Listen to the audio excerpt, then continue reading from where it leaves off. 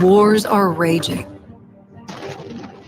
The world is spinning out of control with Kamala in charge, and they're pushing a bill to draft your daughters, making it a felony if women don't comply. President Trump won't draft your daughter. Wars. That is a pretty strong message right there. I was really surprised when they came out with this whole nonsense. They're going to draft our daughters. As a father of two daughters and a man who's been around the world and done all types of different things, I cannot imagine drafting my daughters or my girlfriends or wives to war. What in the world are these people thinking? I mean, just simple stuff. I mean, these people are twisted people. They're twisted people. Good morning, everybody. You're watching on the Smart Money Culture TV network. We are on your TVs in Texas and Louisiana, as well as streaming around the world on all our wonderful platforms that we normally stream on. It is a very interesting day. Happy Halloween to everybody. Happy Halloween to everybody. I'm sure if you do have kids, like myself, you're probably going to spend it doing Halloween stuff, right? Going trick-or-treating and these types of things. I did, as my kids were younger, I did a lot of traveling when my kids were young. I thought that maybe I wouldn't have to be around so much as they got older, but the truth is, as they got older, it seems like I need to be around more, which I am doing. But we used to do a conference because, of course, October 31st is this celebration of the white paper, right? That was when the Bitcoin white paper was first dropped. And we used to do a conference on that weekend, and I missed how man, I loved it down. I did. My wife finally dropped it, but we had a great time. That was a really fun conference in Las Vegas, Nevada, the World Crypto Con, one of the relics of the past. Good times, really great times. We have a great show today. There's a lot to talk about. Of course, there's a lot going on in the world, a lot of moving parts right now. If you are trading the markets, as we always say, keep a tight stop loss. The market volatility can be profitable, but it also can be pretty brutal depending on how you are playing it. AI is taking a big place. AI is taking a big place. Of course, the great Elon Musk is talking about that a lot.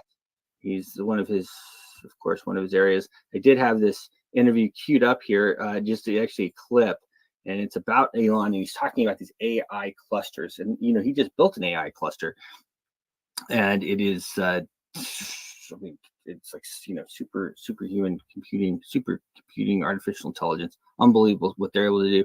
I do wonder if he is always hooked up to Neuralink. I feel like he might be always hooked up to Neuralink. I volunteered to have Neuralink installed a while ago, and I never heard back. I guess I didn't fit the bill or something. I'm not sure. Maybe they'll call me one day. But I wanted to play this.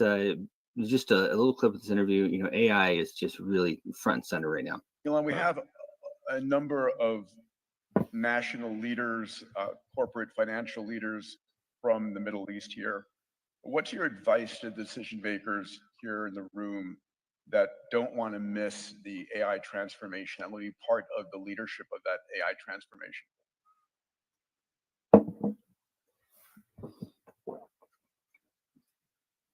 Do they need to build their own clusters here? Are they partnering? Yeah, I think there's probably all countries will have their own AI clusters over time. It's currently very difficult to actually build an AI cluster and have it run. It's not like just pulling a computer out of a box. They are currently very difficult to run. And you have to say, are you going to be training a frontier model? Because if you're training a frontier model, then you need a massive amount of compute and a level of technical skill that is only a few companies possess.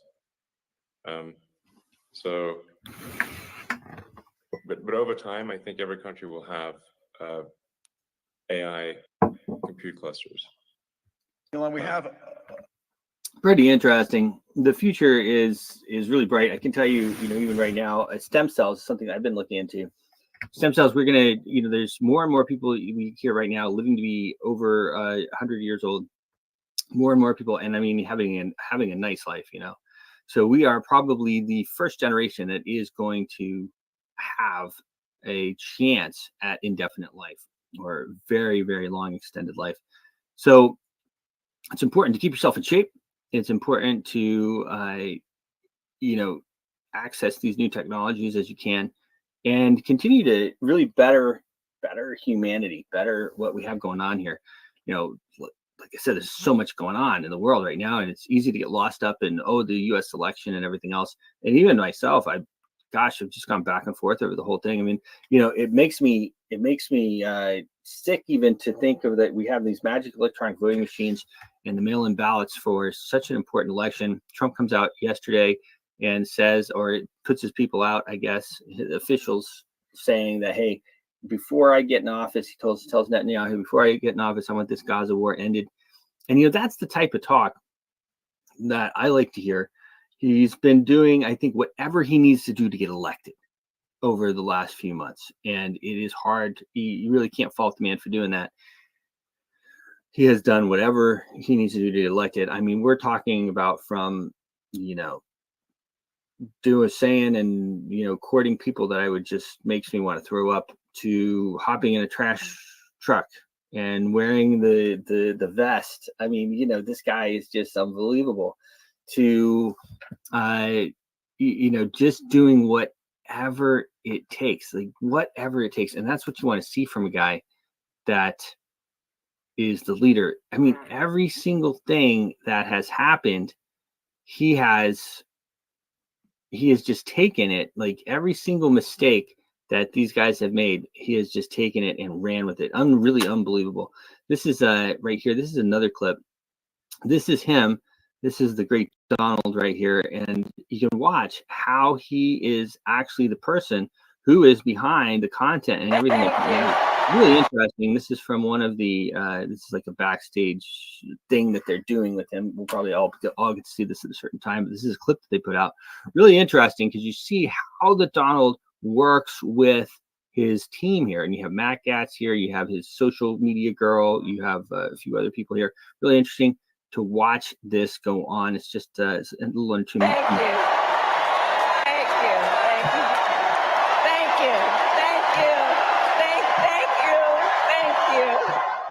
Oh my God. Is she crazy? Thank you. Wow. Thank you so very much. Thank you, everyone. Thank you, everyone. Thank Oh, you. too many. Thank you. It's about 20. There must be 35. Traveling from India to California with an unshakable dream to be the scientist. How many people are watching? Can we tell how many, Dan? How many people are watching? She's talking about how great San Francisco was before she destroyed it. A lot of talk about childhood. We've got to get to the border, inflation, and crime. Say these are the things of which she complains. The things of which she complains. In many ways, Donald Trump is an unserious man. Oh, you hear that, Phil? It's great, right?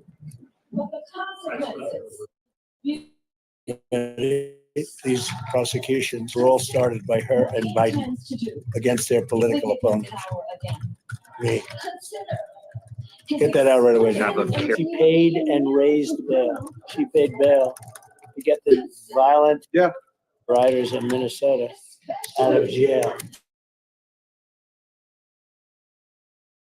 Put it in there. Put it right in with the stuff, huh? With that hook. Yeah. But You could do it either that or separate. Lying about the Project 2025. Oh, lying against Project.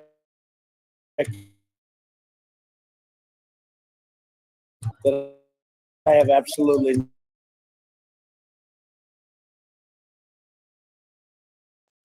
Hey, look at that. So there he is. He did the master at work right there, telling them exactly what to write, and of course he's got great people around him. They're working and everything else. And of course this collaborative effort. But if you were wondering, if he was the person behind all those posts that go out, well, he certainly is the man behind a lot of them. That is clear. How about all the in all caps there? That's one of the things that cracks me up when he's doing his deal, his all caps. The master at work, I said as I put that out. And then, when you talk about like this clip right here, I mean, this is an amazing thing to watch. This next one I'm going to pull up here. This is Trump in the garbage. He takes this garbage remark by Biden, and he just, I mean, it was a huge gaffe, major mistake, of course. It doesn't bother me, but it's a horrible thing to say, right? Maybe it bothers you. Maybe it bothers other people. I mean, I'm here. I know what these people think of us. They would rather that we were dead. And if not dead, just slaves. The smarter people who are able to talk out and everything, they just want us dead. The other ones who are just, keep their head down and never buck up or everything, they can be slaves. That's how people think. So when he makes a comment like garbage or something like that, it doesn't bother me, or I'm not surprised at all. But the ability to turn this thing around and make it into such a power move is really, it's just really unbelievable. So I'm going to play two clips right here. The first is him pulling up in the garbage truck. I mean, this is just really something else. And then a quick clip of him on stage as well. I mean, look, guys, this is the other reason why I was saying a year ago that I think he's going to win, because what in the world are the news networks and everything going to talk about? What are they even going to talk about if it's not Trump? If he's not there? Now, the left is so drunk on power. The deep state is so drunk on power that, who knows? I mean, they've tried to assassinate him, of course. Looks like so craziness. But here he is. He turns this whole trash remark, this garbage remark, into a big win. I guess let me do this. Biden garbage.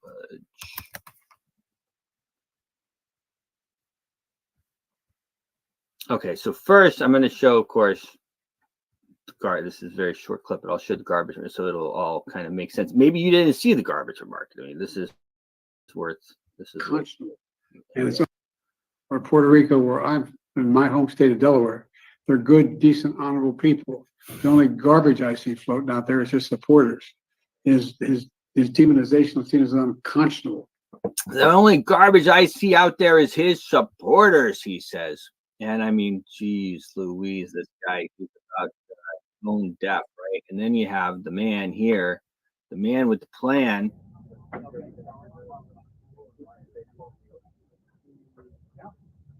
Kids did that free beer out of the trash cans? No, they would leave like 6-pack or like 12-pack of guys. That's why they're all alcoholics.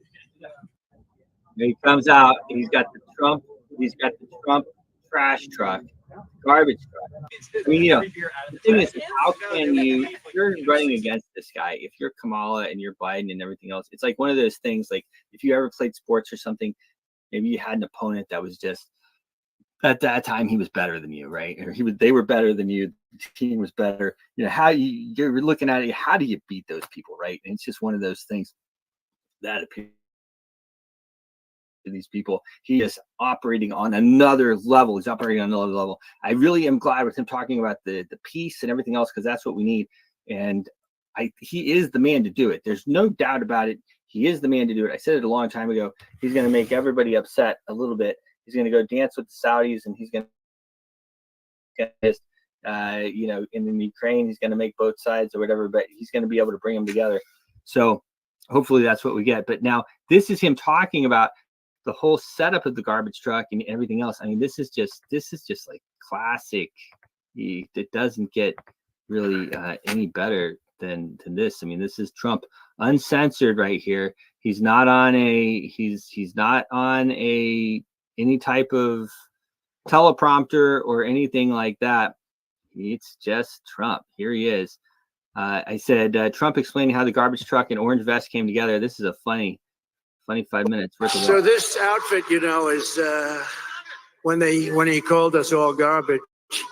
How stupid!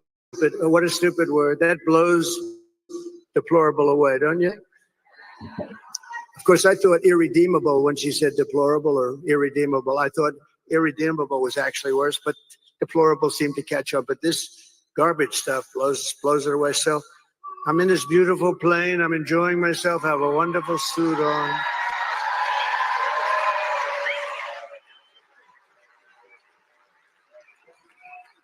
And one of my people came in and said, "Sir, you know, the word garbage is the hottest thing right now out there. The hottest thing out there. Sir, would you like to drive a garbage truck?"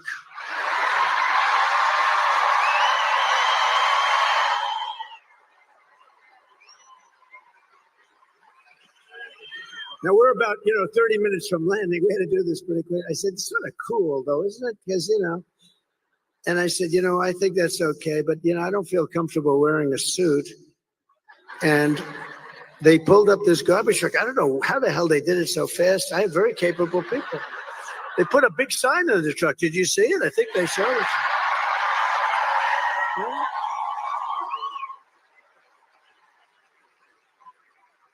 And then they said, "Sir, we have a vest." I said, "Well, should I leave my suit on and put it over the vest?" But that doesn't look very good, right? That doesn't look good. So I said, "All right, look, let me take it off." And then I actually said, I climbed into the truck, but so I said, "How the hell do you get into this truck? It's way up high. It's a big one." This was a beauty. I said, "You didn't have to buy it that big, right? You have to get it that big?" They brought this brand new, gorgeous truck, wonderful driver. He looked like Cary Grant in his prime. You know that? This beautiful driver. And he drove that big thing up. And I said, "Man, this is bad because now I have all the cameras are all what? Look at all the fake news. They were most of them.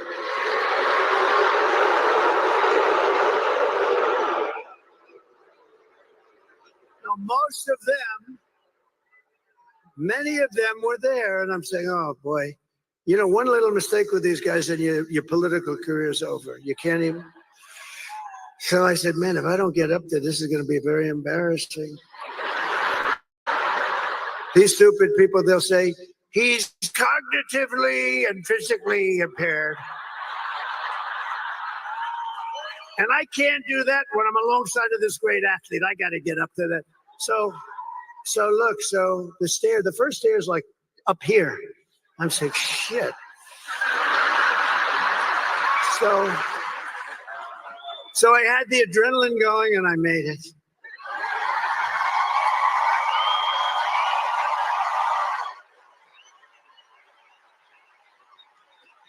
I made it. And then I gave a little news conference from the front of they asked their wise guy questions and everything. And then we drove about 2 feet. I got out, got into the plane. And then I got in the car and I'm driving over here and I have this still on. And I come into the arena and I say, "Where's my jacket? I want to get out of this stage." And they said, "It would be unbelievable if you could wear it on stage." I said,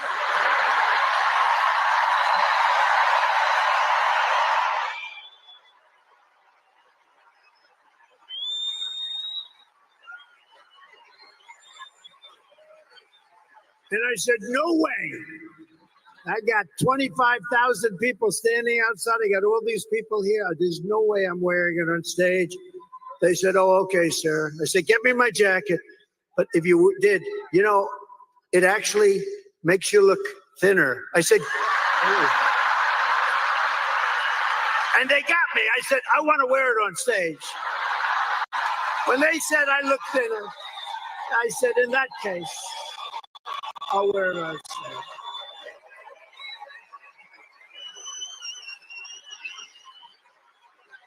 I may never wear a blue jacket again. I may go in this. I said that was the word. That was the key. Sir, you look thinner. So anyway, we had a little fun about a very serious subject. We had a little fun about a time where our country is not having a lot of fun because we're not doing well as a country, but we're going to be doing well very shortly. I promise you that. Well, there you have it, guys. I mean, like nothing like self-deprecating humor, right? It makes me look thin. Oh well, it makes me look thin. Well, then I'll wear it. Okay. I mean, he's out there in the orange vest. I mean, you get the feeling that the guy is going to do whatever it takes, and that's what you want from a leader, right? You want a leader to do whatever it takes. And so here we are. Here he is. He's our champion. Whether you like the guy or not, I hope you vote for him. I really do. All right. Well, we're going to go. We have the great Matt Dixon here. Matt Dixon with the Market Watch Report. Take it away, sir. Sir Matt the Great. Yeah. Hi. Good morning. I was just actually messing about looking at crypto fear and greed. So hope you can see me there okay. Quite interesting. I posted on, in fact, I'll just share my screen. I posted on X this morning. I posted the Bitcoin Fear and Greed Index. And interestingly, it's very different to the Bitcoin is very, very different to the crypto fear and greed. So I was looking at the possible reasons behind that. I'll just show you, first of all, I'll just show you, this is the Bitcoin fear and greed, which is actually at a reading of 77 at the moment. So that's classed as extreme greed. And that fits with the market. It's actually directly correlated, really. It's only when we get to really extreme greed readings that there's potential for a turnaround in the market. Obviously, when greed is really extreme and everyone who's buying into the market has already bought in because everyone's following that greed instinct. But as it builds, it's actually a great time to invest, to follow the sentiment, as it were, the positive sentiment to pile into an asset. And we've seen that. You can see here, last week, the greed index was 69, and it's gradually climbed as we've seen Bitcoin just a whisker from the all-time high. So it has taken it now to extreme greed. There is potential for a turnaround, and we'll look at the chart in a moment to try and see where we're at. And I think we gave a good indication of that past couple of days, where we thought it was going. It's been very, very accurate. But I also looked at the fear and greed index for crypto, and that's actually much lower. I looked on CMC, CoinMarketCap, for that, and the reading for the crypto index is 66. So that's just barely into greed. It is slightly into the greed territory, but not extreme greed by any stretch. And that's indicative of the altcoin market lagging behind the Bitcoin, behind Bitcoin sentiment, as it were. So again, think about what's behind it. And I do think that Bitcoin has really, it's been evolving for many years. It started off, of course, when it was created back in 2009 as a 100% speculative asset. There was no fundamentals behind it whatsoever. It didn't matter what the data coming out of America was, didn't matter about geopolitical issues. It was purely speculative. And some very early adopters, some really smart people, I guess, it's people with real insight, started mining Bitcoin in the very early days. And some of those are the very, very mega wealthy whales that we see in crypto today, who really believed in what it did as decentralized money, and that it would evolve to become a real store of value. And that is what's different nowadays. Bitcoin has become the store of value. I actually personally believe it is an asset on its own, stands alone.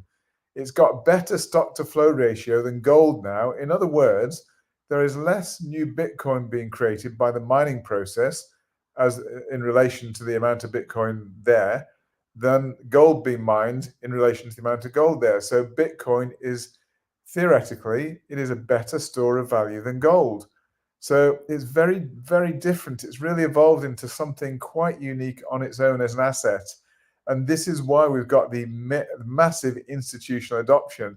We've seen big institutional flows into Bitcoin. And it's why we haven't really seen the similar flows into Ethereum. And it's why we're not really seeing the flows into altcoins. Now, if and when Bitcoin truly breaks the new all-time highs, no doubt the rest of the market will follow to some extent. But we can see with all of the assets that they're pretty much lagging behind Bitcoin. We see Ethereum not much over 50% of its all-time high, whereas Bitcoin is 100%. We see the same with Solana, way below its all-time high. And the same with all of the assets you look at, really.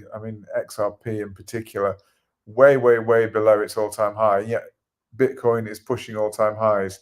And actually, it's quite interesting to see the correlation Bitcoin and gold. Of course, Bitcoin is pushing all-time highs, and we'll just, well, actually, here's gold first of all. We're talking about the comparison between Bitcoin and gold here, really.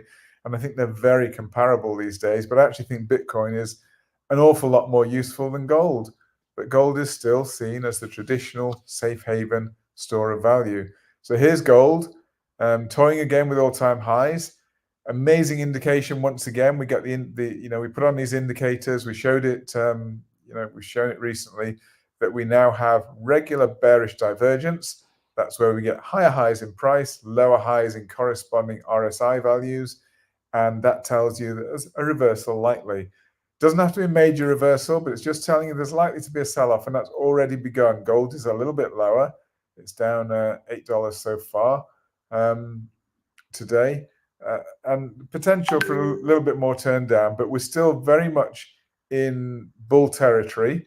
And we can see this by, we'll look at this indicator on a couple of other charts, but here we have what's called a golden cross, basically the 50 moving average, and especially it's very important on a daily, very significant indicator on a daily chart, far less significant on shorter time frames.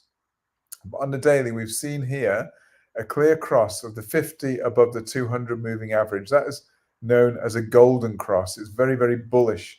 And when you see that happen, very often the prices appreciate dramatically. And the opposite of that, if we see the cross down the other way, would be a death cross. And we'll look at that perhaps maybe approaching on some other charts. But this golden cross here basically indicated this move up. Is the moving averages are still way, way apart. They're actually still diverging. They're getting further apart. So this is actually quite a bullish sign, even though very short term, this divergence is telling you of a short-term pullback.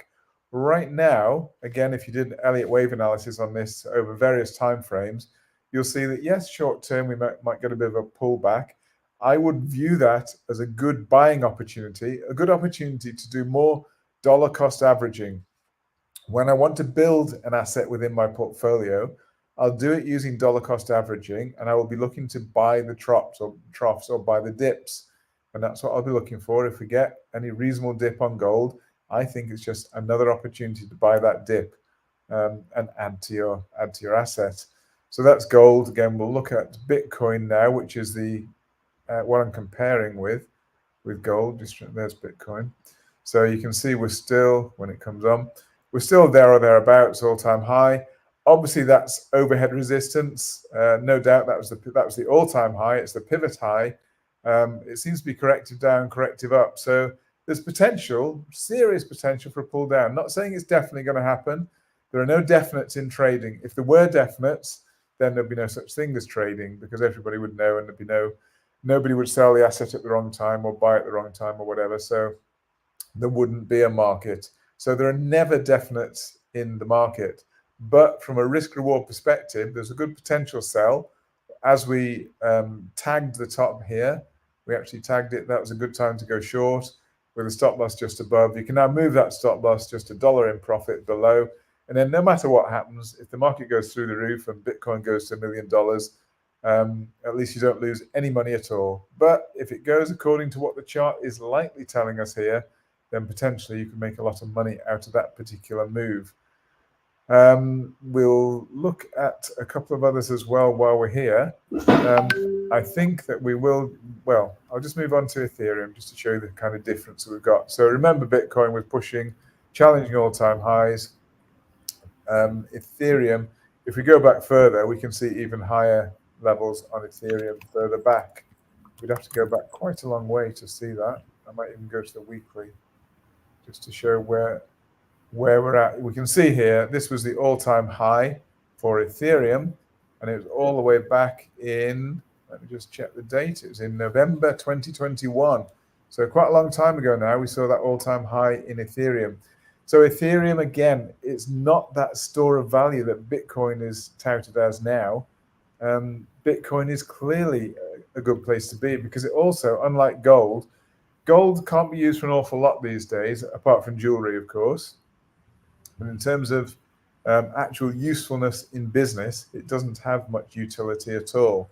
Whereas Bitcoin has growing utility. We have Bitcoin ordinals. There's so many things that Bitcoin can be used for and is used for already. And that use case will continue to grow, I believe. And so it has that utility, but it also has the store of value. So it's got multiple facets that make it really valuable to hold. Obviously, the fact we've discussed over and over again that Bitcoin is limited to 21 million. Unlike fiat currency, they print like crazy. They're going to print again in the future, I'm quite sure. Unlimited supply, infinite supply of fiat currency, whereas Bitcoin, digital gold, has that limited supply. But here we can see Ethereum, as I say, all-time high in November 21. All it's done is basically, let's just have a look at that in more detail. We've just had 3 waves down, looks like 3 waves up. I actually think we're going to get another big wave down at some point. This looks like corrective higher. This overlaps this movement down. Yes, it does actually overlap this. So we've got multiple overlaps here. So that is not indicative of impulsive movement to the upside. It's actually corrective movement to the upside. That means the movement higher is a correction. That means the next big move down should be an impulse to the downside. So I think that we may be in for some difficult times. I've mentioned this. Yeah, we've got the election coming. I mean, just to mention that election, that was a shocking comment. Absolutely cannot believe. Unbelievable that he would be that stupid. Like, oh so my gosh. Basically telling you the voters that you want to attract, telling your voters that they're trash. Garbage or whatever the word was. It does feel like the straw that broke the camel's back, or whatever, a trite saying that you would use, that could be the final blow. I mean, it's just well, and especially with an opponent like Trump, who just like self-deprecating, pulls up in a trash truck, wears the trash vest, he gets on stage and is able to talk like that. And I think you heard him. I mean, that 5 minutes of him explaining how it all went down. I mean, it was so entertaining. Yeah, I mean, I as I say, I try to stay out of it. But just whoever that was, anywhere in the world, when you tell your voters that they're garbage, you've got no. I mean, you're not responsible. It's just outright rude. It's just wrong. Yeah. Anyway, I don't want to go too much into that. So yeah, and I've been talking about really how these assets are now diverging from Bitcoin. I think Bitcoin is becoming a genuine, unique asset on its own that's different from everything. I think Bitcoin, no matter what happens, even if we get a nasty pullback on Bitcoin, I don't care. I think long term, it's got real future ahead of it. As I mentioned in the past couple of shows, I've got some doubts about Ethereum because there's a lot of new tokens coming through now. Ethereum obviously had its day. I mean, it was an amazing asset. Everything was built on Ethereum. Most of the tokens were built on Ethereum. But now, although it still has some, attractive, it's still used by, for example, RWA tokenization. That's one of the major platforms is the Ethereum E1400 protocol. But in general, people are now looking at other, particularly all the memes. And the meme is the current narrative. And all those memes are being built on Solana. So why would you be putting your money into Ethereum, which is getting less and less of a use case? It's had its day. And we can see that the market is actually telling us we don't even need to work it out for ourselves. The market's telling us. The other thing is the market, we do need to actually follow the market. The market is the best arbiter of value. The market will always give you the most powerful information. And if you try to look at data points, and we've got data out today, I mean, I'll just jump back into that, apart from fear and greed, which was, I think, I like to follow fear and greed. We've got a couple of important data points out today. Personal income, looking as though it's going to tick higher, but not in a bad way. So that's not a bad thing. But again, obviously that's slightly inflationary, but we do need to see, they want wages to keep increasing, to keep up in line with inflation, of course, because inflation has been excessive. But we have PCE, which is the Fed's preferred measure of inflation today. And that's actually expected to tick up higher today. So that's due out in just a couple of hours now, less than 2 hours. we should get those data points out. Now, I am concerned, just flipping back to the market. So we've got this, and I think if we deviate from, if we were to get higher inflation, for example, or even higher than expected wages growth, then I think that's potentially going to give the market an excuse to sell off. And we've got, I was just talking about logic in the markets, and logic, there's that famous saying that the markets can stay irrational longer than you can stay solvent. Now, if you could logicalize the market and use rationale to work out where the markets are going, there would be no market. So the markets don't behave the way we necessarily think they should. And that's why retail traders, they think the markets are rational. They're clearly not rational. It's based on flows. So that's the market. So you need to, if you want to make money trading, you need to understand what the market is thinking. When you're talking about the market, you're talking about the big players. And that's why Bitcoin is taken off, because the big players are piled in. But you need to understand what the players are thinking, what they're doing, and why they're doing it when they do it. And it's not what you would automatically deduce from logic. So that's those data points. We've got DXY. Now I said, again, that's quite interesting. We had that as a resistance level overhead.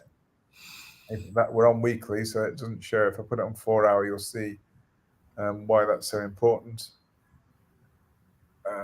Just have to open it out a little bit. Again, we got some nice bearish divergences in place, a couple of bearish divergences. Once you get 2 bearish divergences, and remember I said about golden cross, we've got a golden cross here for dollar, and look at the way the dollar's gone following the golden cross, and we're still diverging. So potentially, although we're getting a correction, and the reason we corrected from here was we did not get a daily close above the previous pivot high here and here. So that's why the price came down. Again, it's I suppose that is logical when you understand the way, again, this is price driven, so it's market driven. So I think it's reasonable. But bearing in mind these, we've had these divergences, I think longer term, this is actually quite important. The fact that we had this golden cross, there's potential for dollar to break through this overhead resistance. It was just a short-term resistance, tested a couple of times, maybe third time lucky, and it'll break through and we'll get some higher dollar. When I say lucky, it may not necessarily be good for risk assets, but from a dollar perspective, it's probably quite positive. So just remember that golden cross there, the bullish signal. I will just look at ICP, which also, well, actually, let's just see. We had here the short-term moving average crossing below. So this was the opposite. So we had on the other assets, we had a golden cross. This is what's known as a death cross. So isn't it amazing that, again, the price follows according to this simple indicator? Can you show just for our audience more like where was the golden cross on the last slide, and then where was the death cross on this one? Yeah. So what we're looking at dollar index. So I'll go back to dollar index. Yes. So golden cross. So here, this light blue line here is a 50 moving average, and the darker blue line is the 200 moving average. So the 50 moving average, the short-term moving average crossed above the long-term, and they normally use the 50 and the 200 as for a golden cross. So you got the short-term moving above the long-term moving average, and you got this massive increase in price following. And the fact they're still diverging is telling you that it's still basically, there's nothing to talk about a reversal, a longer term reversal as yet. So that's golden cross. That's positive for the asset. And let's just go back to ICP. So remember the short term crossed above. Now look at this. The short term was the light blue, crossed below the long term. This is known as a death cross. Very nice, simple indicator, a death cross. Telling you that price is going to decline. And you can see it hasn't declined dramatically. And interestingly, we've not seen a major further divergence. We're just seeing basically the same parallel pretty well, these lines, the moving averages. But this is still very much corrective sideways movement. It has gone lower. The price has gone lower. So death cross, golden cross, very simple indicators. They're not perfect. I don't use them in isolation. I use them sometimes as more of a long-term indicator, just to get a flavor of where the market's heading. And then I might use other indicators to look at the shorter term. So we'll just Good. Thank you. Just jump into a favorite asset here.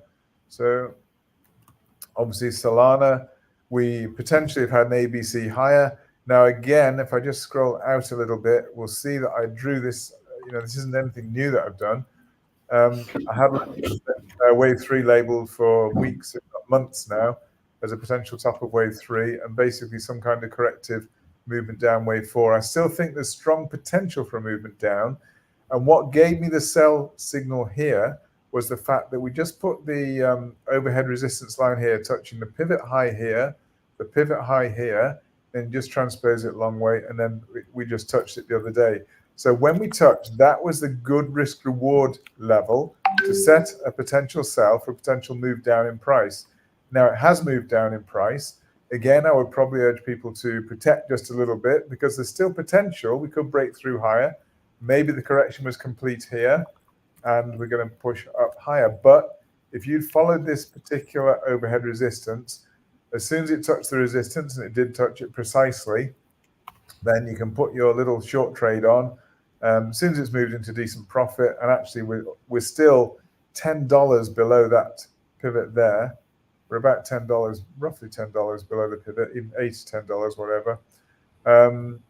Then you can protect a little bit of that. Then no matter what happens, you're guaranteed a profit. So these are the little trading tips that I would encourage people to pick up. Nobody can predict the future, and it's why I like to use these little tricks to try to minimize losses and obviously maximize gains. Because if you're protected in a small profit, no matter what happens, you take a profit, but it could be a much bigger profit if price falls, according to what I think may be the expectation. As I say, a lot of people are saying, oh, if it's a Trump win, it's going to be very positive for the market. Well, it may be positive for the market, but the problem is if too many people are thinking it, then it's probably not likely to happen. Because as I said, logic is the wrong way usually to look at the market. So I think you just need to, at the moment, watch data, watch the signals like this and see where we're going. So today's data is quite important, Bruce. I think we need to be watching for PCE. It's the Fed's preferred measure of inflation. We've got the election just a matter of days away now, and we've got the interest rate decision probably coming out almost the same time as the election result. So a couple of big data things there, big news that's going to drive the market. But I think it'll be, personally, I think it's going to be a sort of buy the rumor, sell the news event, because we've seen the markets moving up, actually probably in anticipation of a Trump win. I would have to agree. I mean, everything is pointing to a Trump win, but as well, I don't think that I think they're not factoring in is even if he does win. I mean, whether or not he wins or not, you and I both think the markets are kind of going to do what they're going to do. But as well, it is unlikely that we are going to have a definitive answer on November 5th because this crazy election deal that we have now, I mean, this is like evolved over my life. When I first voted, I voted for W and those hanging chads, but George W. Bush down there in Palm Beach, and I saw how all that worked. And they went to the Supreme Court, and the Florida Supreme Court actually decided basically the election. And it has been kind of like that through my whole life. And so we have now a situation where, I mean, they're already, multiple states are saying they're not going to have the vote in, they're not going to call it for a week or so after. So we're not going to know, I feel like. It's going to be this wrangling and everything else. And that could also play negatively into the markets. Yeah, if that happens, it would be probably quite negative because the one thing markets do hate is uncertainty. At the moment, they're probably banking on a bit of certainty, thinking in their minds maybe a Trump win and maybe interest rates drop 25 basis points. All the good news, but the actual reality may be a little bit different. As you say, if it's delayed like that, that would be, I think, quite negative for the markets. And we still probably maybe haven't seen the end of the Middle East issues. I think they're holding. They're holding. I feel like everybody's holding, kind of. So I agree. If it goes according to my expectation, and again, don't take this as read because you've got to make your own decisions and nobody's right all the time. But I think we are due potentially a bit further corrective movement to finish off this wave 4. But following that, remember, wave 5 is an impulsive move to the upside, should take us to brand new all-time highs. for Bitcoin. I think Bitcoin will continue to lead the market now. I don't think we're going to get the same kind of alt season as we've had in the past, where alts actually outperform Bitcoin. I don't think that's going to happen, but alts we haven't had that in years. We haven't had an alt season in years. We totally skipped the alt season on the last pump. I mean, 2021, 2022, or 2017 or whatever it was. I can't remember. I guess it was 21 or so, 21, 22. We didn't get an alt pump, basically. The last real alt pump we had was 2017, I feel like. The last real alt season that we had, 2017, 2018.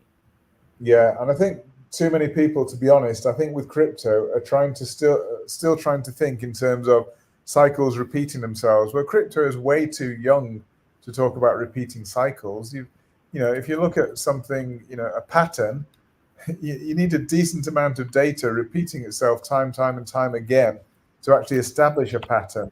So there's just not enough data to establish a pattern of these alt seasons, etc. People love to talk about it because they're desperate for the next alt season, but there's not enough data.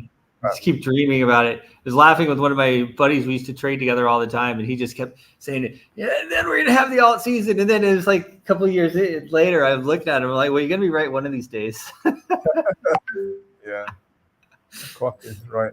Even a stop clock is right twice a day. Even a broken clock is right twice a day. Yeah. Interesting. Just looking a little bit at oil here.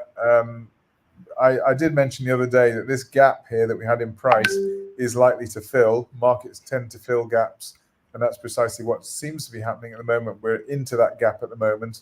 So oil price did pick up a little bit. No particular reason, but again, technically gaps usually fill. And as I say, you can see this gap here. We're well into that. Well, we've certainly delved into the gap. It's likely that, it's almost definite that gap will fill at some point.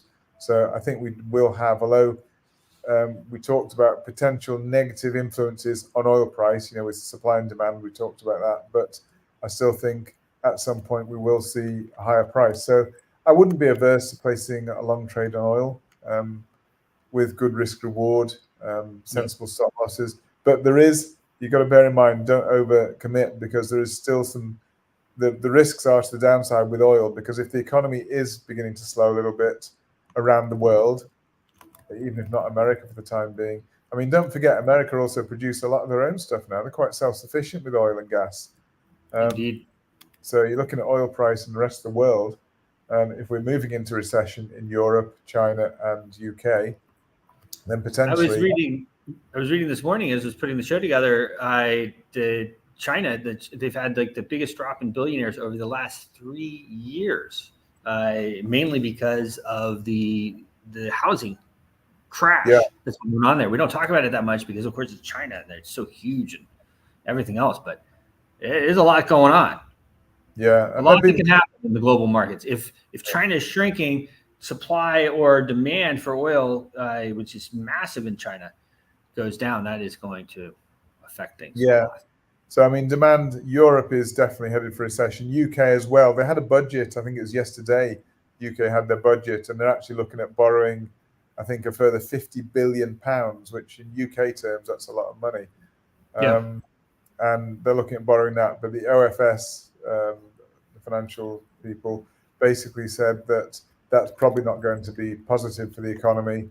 They've already got enough debt burden, perhaps, and they don't see any positivity because they're going to use it to privatize a lot of industry. And we discussed this the other day, didn't we? That government are not the best people to run industry.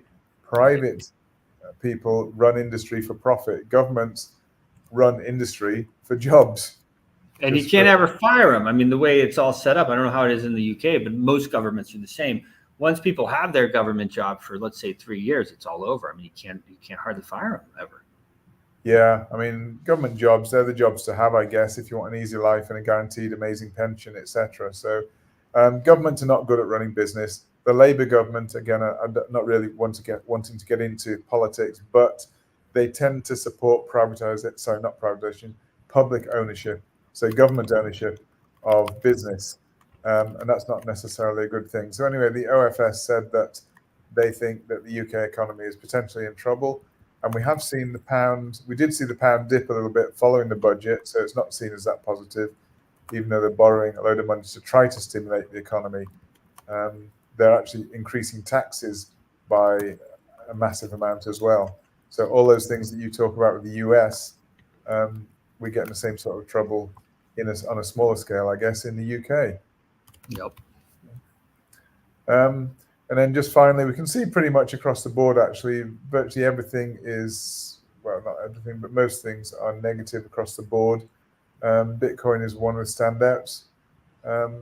Bitcoin, actually ADA is a little bit positive today, but other than that, Solana is a bit positive. Everything else is pretty negative.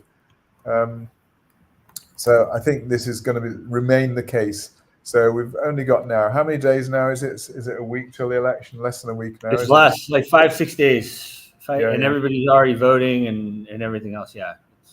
So I can't see any major moves, certainly not to the upside anyway. I can't see any major upside moves. So I wouldn't particularly be interested in being long the market because there's too many risks.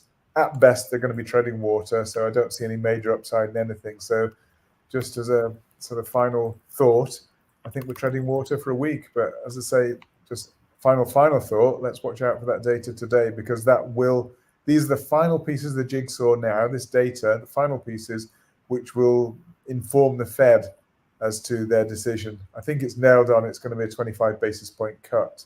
But again, it's not just about the actual cut that's delivered. It will be about the commentary around it and about the press conference after.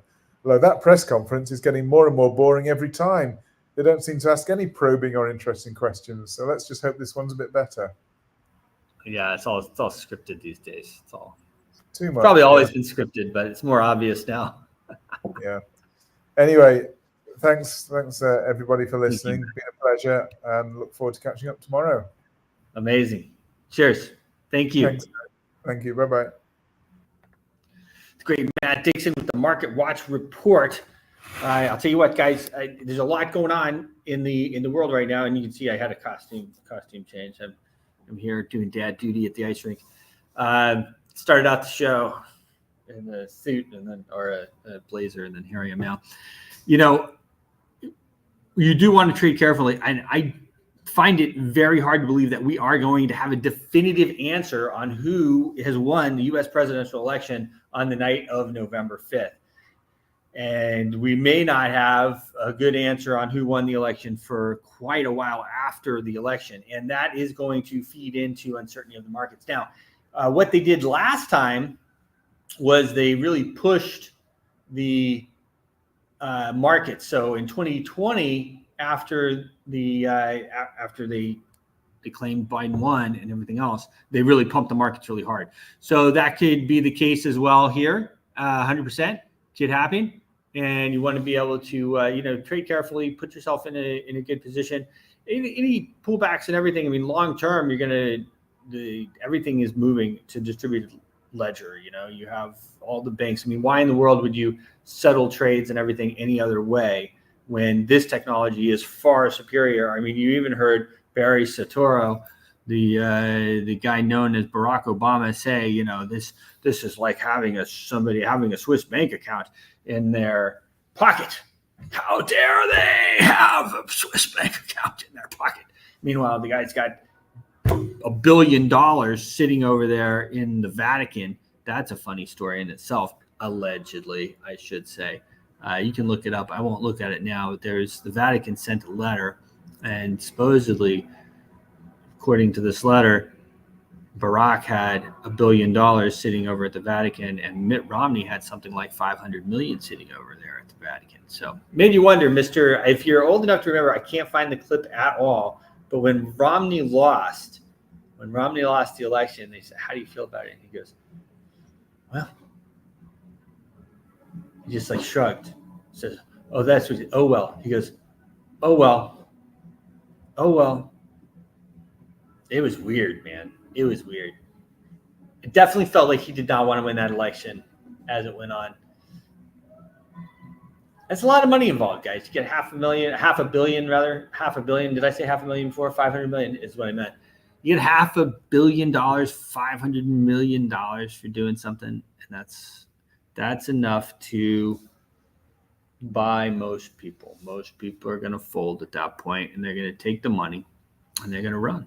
They're going to take the money. the other side of it is when they're offering you that much money, the other side of it is that there's probably the death threat on the other side of it, right?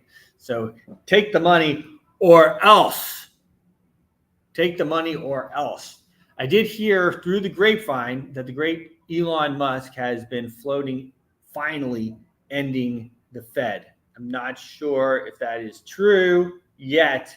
I know he tap dances around this, end the Fed. We have to end the Fed. A lot of the things that they're proposing will in effect kind of hopefully end the Fed. I mean, if you end federal income tax, that will have an effect of really taking the wind out of the sails of the Fed. My man, Dan, very good to see you. Greetings from Italy, he says. Yeah, very nice to see you, Dan. We were talking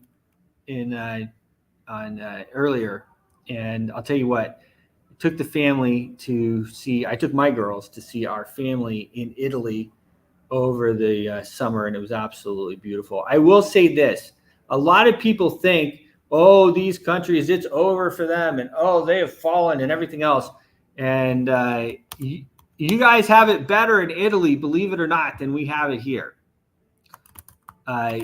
Italy is still for Italians overall. And yes, there's a lot of migration and everything else, but man, over here, we don't have a country of our people anymore. The ship sailed too. I mean, the thought that we're going to get in and we're going to deport all these people. I mean, it's a great thought, but I mean, really, like, I don't know, guys. I hope so. I hope that's going to happen. But, are we really going to do that? Are we going to go back to an Operation Wetback? And I don't say that to be offensive to anybody. That was the actual name of the operation, where we deported, 5 million people. We deported 5 million people with Operation Wetback. We need to do that times at least get the 20 million out that came through this, but there's so much legal haggling. And I see that, I love Trump, but he very much operates within, the confines, I feel like, of legal stuff. And anyway, it would be great. But the point is that ship pretty much sailed for us here. And I don't think that we're really ever going to remove these people in mass. Okay. Even if we do remove some of them, I don't think that, there's already so many people here and they have kids and it's citizenship and they're part of, that is what it is. That's what the country is. And that's what I tell people too. We have to work with these. We have to work with these people. We have to deport them. I hear you. I do hear you. And it looks like Tijuana. I agree, man. Walk into the Walmart around here, it's like unbelievable, man. I don't even want my daughters to go there at night. I hear you. I hope we do.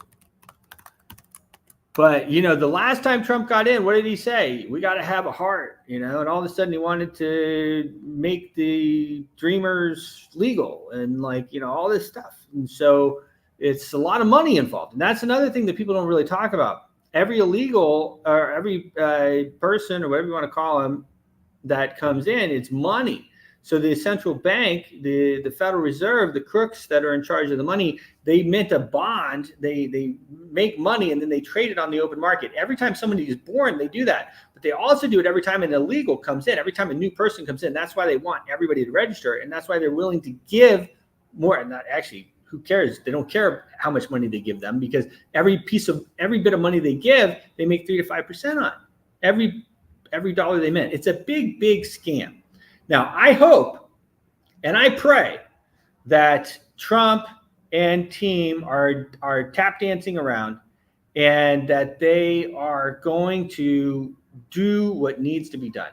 But whether they do or they don't, it will be so much better, and it'll be a step in the right direction of where we need to go. And yeah, I'm with you. I would love to deport the people. You guys make me president, we're going to deport everybody. Okay. That's it. We're deporting everybody. But, they take guys like me and, you got to really be, there's a lot of reasons people don't run. You know what I mean? People don't run for office because it's dangerous. It's very, very dangerous. I have a nice life. nice life, nice wife, nice kids, and I don't have as much money as Trump either. So anyway, that's the show for today, guys. It is always a big pleasure. I love all of you and love doing the show. Some are citizens. My friend just said on Instagram, which I just cut that feed. So sorry there. I know you were watching, but some are citizens. You're right. Some are citizens now. So what are you going to do? You're going to deport citizens? Are you going to take the citizenship away? Yeah, sure. I hope so. But I don't think so. I think that we are going to have to pretty much live with the people that are here and work with them. And that's just the way it is. That's what I think. For now, that's the deal. Anyway, love you guys. That is the show. I love doing it. I will be back on your TVs in Texas and Louisiana in about 5 hours. And of course, I'll be streaming again tomorrow morning. Where's my video? Here we go. Cheers. Your voice is powerful. When combined with social engagement, it's a force for change. Decentralized media paired with free speech is the catalyst for an empowered world and a unified, invaluable ecosystem. Join Global Boost, become a champion of free speech, and help to reshape the future of media.